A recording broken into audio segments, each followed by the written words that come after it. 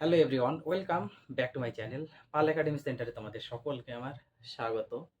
আজকে ক্লাস 10-এর কোষে দেখি 1.4 যে লেসনটি আছে সেই লেসনে আজকে 2-এর 5 নাম্বার অঙ্ক তোমাদের আমি করাবো। তোমরা সকলেই জানো এই লেসনটি হচ্ছে দ্বিঘাত সমীকরণের লেসন এবং এই লেসনের প্রত্যেকটি অঙ্ক করতে গেলে তোমাদের শ্রীধর আচার্যের ফর্মুলা প্রয়োগ করে করতে হয়, এটা তোমরা সকলেই জানো। ওকে, আমি প্রত্যেকটা ক্লাস করার সময় কিন্তু সবসময় আমি মেনশন করে দিই যে এই অঙ্কগুলি করতে গেলে তোমাদের কিন্তু শ্রীধর আচার্যের ফর্মুলা প্রয়োগ করে করতে হবে। তাহলে চলো বেশি আমরা কথা বাড়াবো না, অঙ্কটি কীভাবে করতে হবে 2-এর 5 নাম্বার সেই দিকে আমরা একটু ধ্যান দিব। আমি একটু সাইডে লিখে রেখেছি যে তোমরা সকলেই জানো যে দ্বিঘাত সমীকরণের রূপ কি হয়, সেই দ্বিঘাত সমীকরণের রূপটা আমি লিখে রেখেছি এবং এই দ্বিঘাত সমীকরণ থেকে শ্রীধর আচার্যের যে ফর্মুলাটি আসে সেই ফর্মুলাটা আমি একটু লিখে রেখেছি, তোমরা সকলেই জানো। খালি আমাদের এখান থেকে এই যে সমীকরণ, এই সমীকরণ থেকে শুধু আমাদের সেপারেট করতে হবে কি, অর্থাৎ এই দ্বিঘাত সমীকরণের সাথে আমাদের এই সমীকরণটা কি করতে হবে, কম্পেয়ার করে এ বি এবং সি তিনটে জিনিস আমাদের শুধু আলাদা করতে হবে, এটা তোমরা সকলেই জানো। তাহলে আমরা একটু এখানে আলাদা করে নিই। এ ইকুয়াল টু কত, A equal to 3, B equal to 2 আর সি ইকুয়াল টু 1, এটা তোমরা সকলেই জানো। এক্স স্কোয়ারের সহগ হয় এ, এক্স এর সহগ হয় বি এবং বাকি যেটি পড়ে আছে সেটি হয় সি। ওকে, এখন এ বি সি আমরা এখানে একটু পুট করে দিই মানগুলা, তাহলে কি দাঁড়াচ্ছে দেখো, এক্স সমান সমান মাইনাস বি, বি বলতে আমাদের এখানে 2 বসিয়ে দিব, মাইনাস থাকবে বির জায়গা 2 প্লাস মাইনাস হয়ে গেল।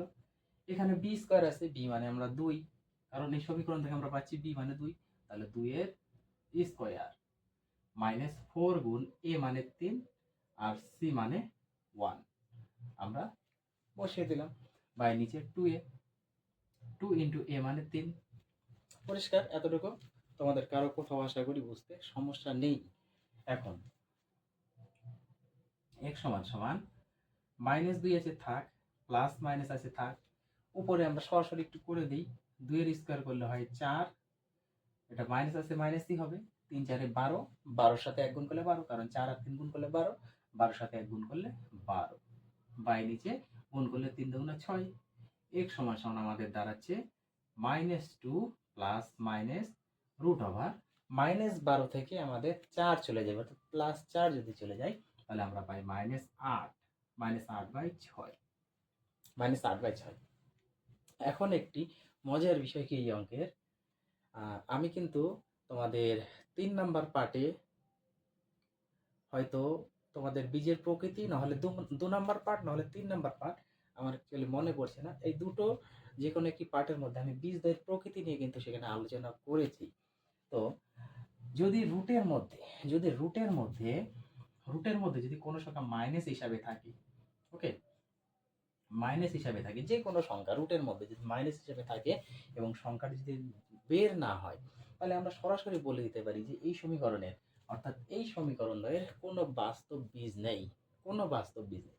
তাহলে এখানে রুটের মধ্যে -8, এটা তো ভাঙবে না, ভাঙলে বের হবে না, তার মানে রুটের মধ্যে কিছু না কিছু থেকেই যাবে, অর্থাৎ রুট যুক্ত কোনো পদ যদি থাকে, তাহলে আমরা সরাসরি লিখে দিতে পারি যে এই সমীকরণ দ্বয়ের কোনো বাস্তব বীজ নেই। পরিষ্কার? এতটুকু বুঝাতে পেরেছি? ওকে, এখন এটা যদি তোমরা অ্যান্সার করতে চাও, তাহলে অ্যান্সার বেরিয়ে যাবে।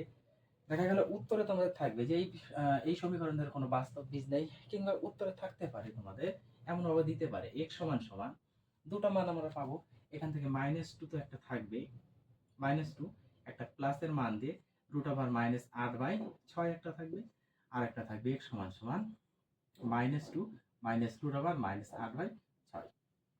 তোমাদের এইভাবে কখনো অ্যান্সার দেখা গেল দিয়ে দিতে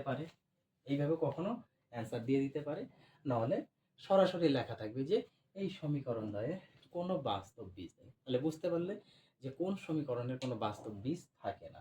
যদি এরকম রুটযুক্ত পদ থাকে তাহলে সেক্ষেত্রে আমরা সরাসরি লিখে দেবো যে এই সমীকরণের কোনো বাস্তব বীজ নেই। পরিষ্কার? এই হচ্ছে তোমাদের 5 নাম্বার অঙ্কের সমাধান।